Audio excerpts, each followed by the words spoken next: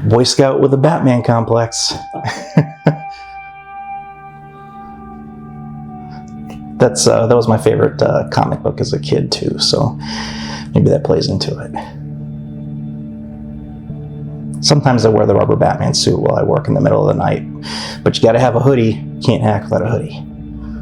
One of the things that people don't see on the outside, what you see with my work, well, first I want to say I never knew my work was going to lead to the publicity and success that I have. When I wrote the Ransomware Diaries, it really wasn't that different than things I had written over the past few years before that. But there was different ingredients in there, and that was more of the human touch. And when I released it, I'll never forget it. It was January 16th.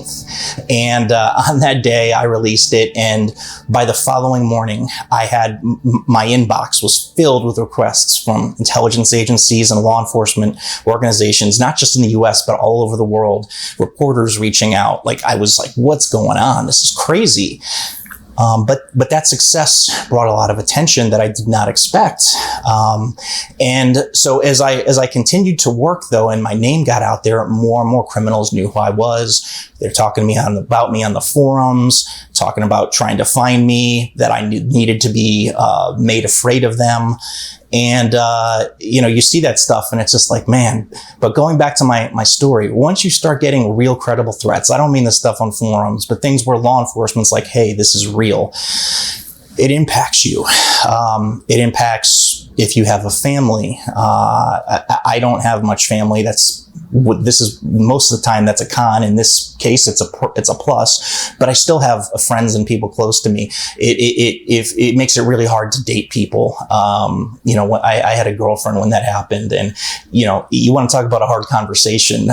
It's almost unbelievable when you're telling them this stuff, and it impacts relationships. I've been divorced twice. It's always been my work. And while that wasn't public back then, it was stuff I did for the government, but it's a mental health aspect to it that affects you in your personal life that people don't see. It's magnified times 10 when you're involved with criminals as yourself.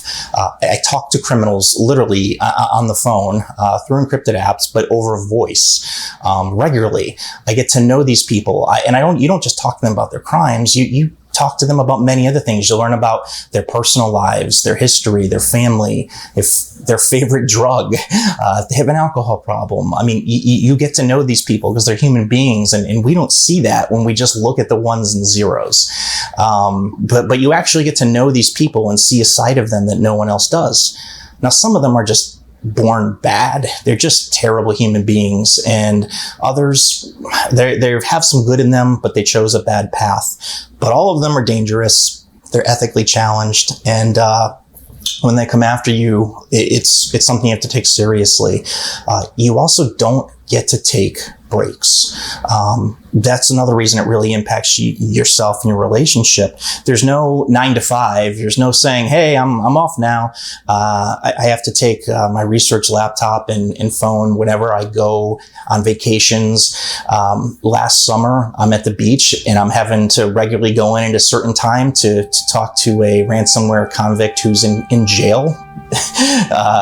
The years before that, I was on vacation and I had to regularly talk with Lockbit, and like, it just imagine if I'm not married, but imagine if you're married and you're there with your significant other and you're supposed to be doing something on a vacation at the beach, and several times a day you gotta change your plans or run back to the house because you have to talk to a bad guy.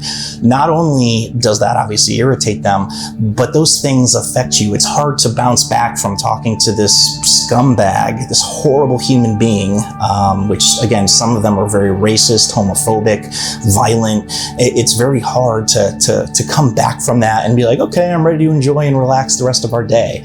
And that's one of the biggest, I guess, criticisms I've gotten from people I've been in relationships with is you're not really here, or you're not acting like yourself.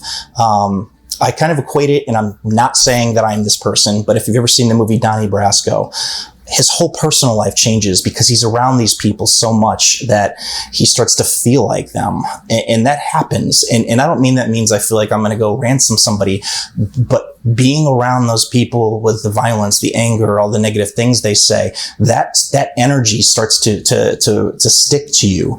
And it makes you feel bad about yourself because you don't want to feel like that. You don't want to feel like you're buddies with these people or you're friends with these people. And it's so hard to bite your tongue when you just want to tell them that they're such a piece of shit, that you're harming children, you're racist, you're saying all these horrible things. It's hard. It keeps you awake at night. You got to have, I had to get a security system for the house, a pit bull, concealed weapons carry permit, keep guns hidden all over the house, always armed. And I'm not that guy. I'm former military, but I'm not like that person that always carries a gun with them. I am now, but I wasn't. Even having a camera in my mailbox because one of the threats against me was they were going to put fentanyl on it. And so when I touched it, it would kill me. Those are the things that normal researchers probably don't have to handle. So that kind of takes away from my point that we should do this. But you don't have to do it like me. That happened because I went after them and it wasn't that I just did the research. I helped law enforcement actually find these people, shut their operations down. If they're ever caught, I'll be in court testifying because I got so close to them. But I do think there's a mix. There is engaging with criminals, getting them to trust you and give you information. You don't have to do like me and do 2 and 3 year long-term investigations to get to know these people. I choose to do that because I feel like I've got a Boy Scout with a Batman complex. For whatever reason, it's how I'm wired, and I can't walk away when I can help people. But that's a me problem. I don't have a clearance, and I haven't for many years now since I left the government. It's not normal to get a call or to have someone just approach you at a coffee shop. That's happened too, or to be followed around by the government. I had my boss ask why these guys kept following us, and they were at all my talks and every bar we went, and I was like, oh yeah, that's Agency X, they've been following me. That's not normal. That's the type of stuff that I deal with though in my life, and it makes it very difficult. There's times where I feel like I'm going to break. There's times where I just want to walk away and not do it. I'm a very touchy-feely, creative type of person. For me, I journal, I write these things down. I let all of my rage, if you will, flow from me to the paper so that it doesn't have to flow into my actual life. And that's one of the ways I get through this. The other things that I do is music. I'm really into music. So when there's those days where either something's really risky or things are starting to go bad and I know that the threats are going to come, or it's a really touchy situation, that's what I'll use. I'll listen to, I'm a 90s rock guy, but I'll listen to those type of songs that just sort of pull the guts out of you and get the emotion going, and to get that sort of no fear mentality.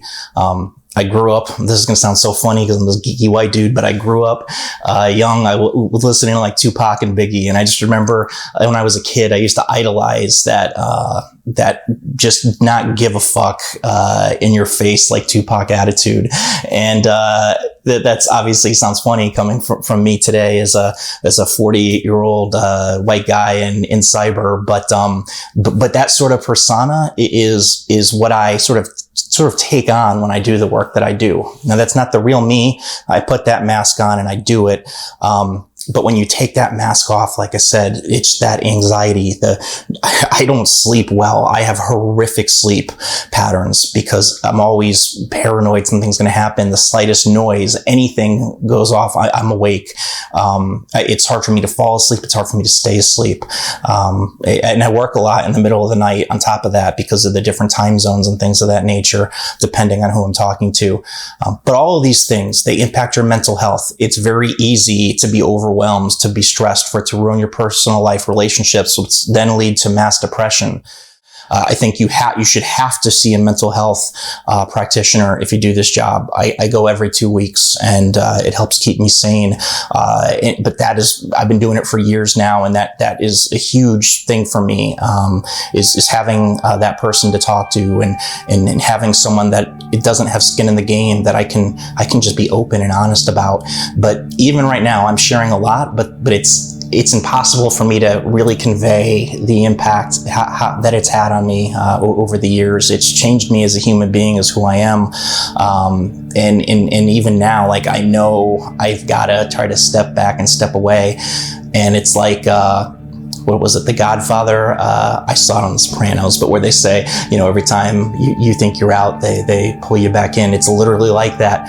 When I thought I was done with Lockbit, I got that email from Vasinski from Revel. When I thought I was done after Vasinski, I got contacted by Devman, who wasn't anybody known by that name at the time, and now he's one of the biggest ransomware criminals in the world. And then again, because I have this thing in me where as long as I can help people, I'm not going to stop.